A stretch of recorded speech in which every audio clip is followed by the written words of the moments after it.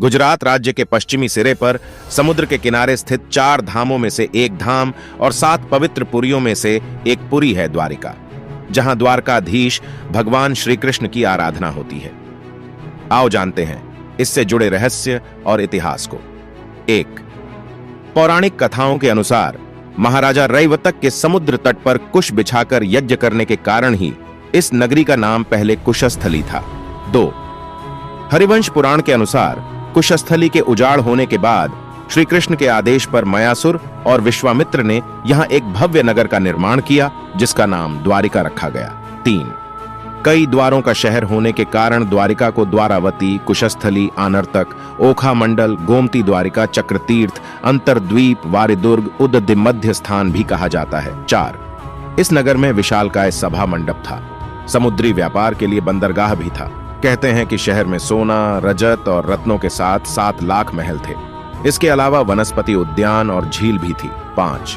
जैन सूत्र अंतकृत दशांग में द्वारका के 12 योजन लंबे 9 योजन चौड़े विस्तार का उल्लेख है तथा इसे कुबेर द्वारा निर्मित बताया गया है और इसके वैभव और सौंदर्य के कारण इसकी तुलना अलका से की गई है।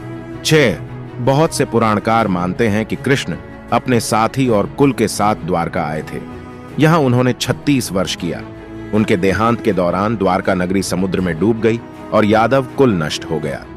7. यह भी कहा जाता है कि धृतराष्ट्र की पत्नी गांधारी और ऋषि दुर्वासा ने यदुवंश के नष्ट होने का श्राप दिया था, जिसके चलते द्वारिका नष्ट हो गई थी।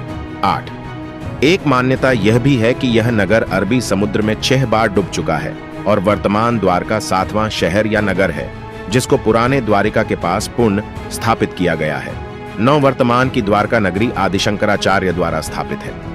द्वारकाधीश मंदिर का वर्तमान स्वरूप 16वीं सदी में निर्मित हुआ था। यहाँ पहले कई मंदिर थे, लेकिन मुगलों ने उन्हें तोड़ दिया। 10. द्वारकाधीश मंदिर के गर्भगृह में चांदी के सिंहासन पर भगवान कृष्ण की श्यामवर्णी चतुर्भुज प्रतिमा विराजमान है। यहाँ उन्हें रणछोड़ जी भी कहा जाता है। कहते हैं कि इस मंदिर की जगह पहले निजी महल और हरिगृह था। 11.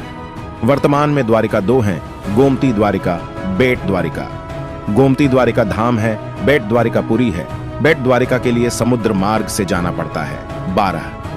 द हिंदू की एक रिपोर्ट के मुताबिक 1963 में सबसे पहले द्वारका नगरी का excavation Deccan college Pune, department of archaeology और गुजरात सरकार ने मिलकर किया था।